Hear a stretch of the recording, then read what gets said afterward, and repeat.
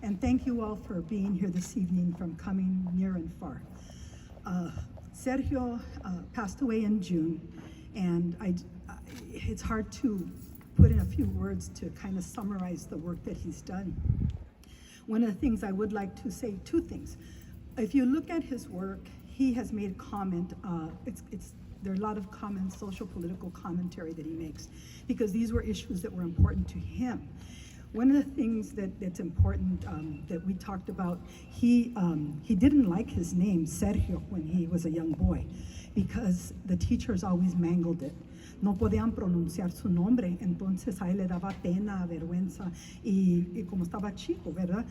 Pero ya después que se dio cuenta, por las historias que le contó su familia, fue nombrado por el hermano de su papá, su tío. He was named for his father's brother, Sergio. His father's brother, Sergio, was killed at the Battle of the Bulge on his 21st birthday. And he is buried at the American Cemetery in Luxembourg. And when he found this out, then he carried that name with pride. But one of the hurtful things was that through the years, with his cartoons and some of the artwork that he put out there, we would get anonymous hate letters. We had our home egged, we had our mailbox vandalized because people didn't like his position on certain issues. But my grandmother always said, con palabras nos entendemos. With words, with communication, we understand each other. So instead of saying, hey, let's get together and talk about these issues, they would send hate letters, hate mail. And it was very, not only was it hurtful, but he was more offended by the fact that his uncle Sergio was killed at the Battle of the Bulge. His uncle Nick served in Guadalcanal. His uncle Eliseo served in the South Pacific. He was the gunner and photographer on the valleys of the liberators. And so for people to tell him, go back where you came from, it was like, we didn't cross the border crossed us. And he was always very, very proud of his Mexican ancestry. My grandmother used to say, esto es lo que nosotros somos.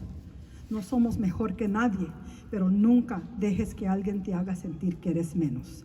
My grandmother would say, this is what we are. We're not better than anyone else, but never let anyone make you feel that you are less than them. And so we've carried those things on in us and in our children, and hopefully in our grandchildren. And Sergio always painted with a passion those issues that were important. He grew up during the Civil Rights Movement.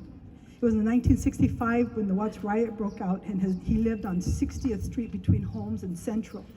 And the National Guard set up a 50 caliber machine gun on their yard.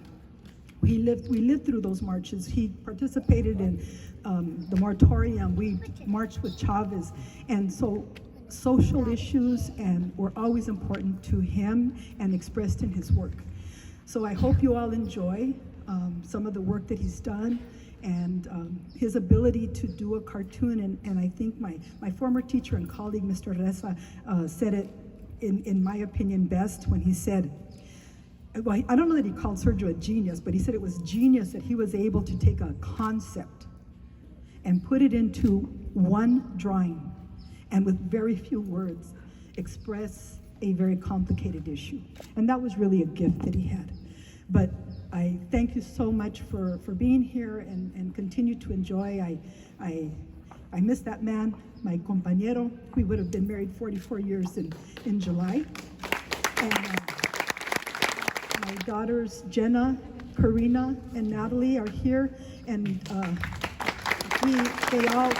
Sergio was a girl's dad before Kobe made it a thing. He was that girl's dad way before that. And they each had their own special relationship with him.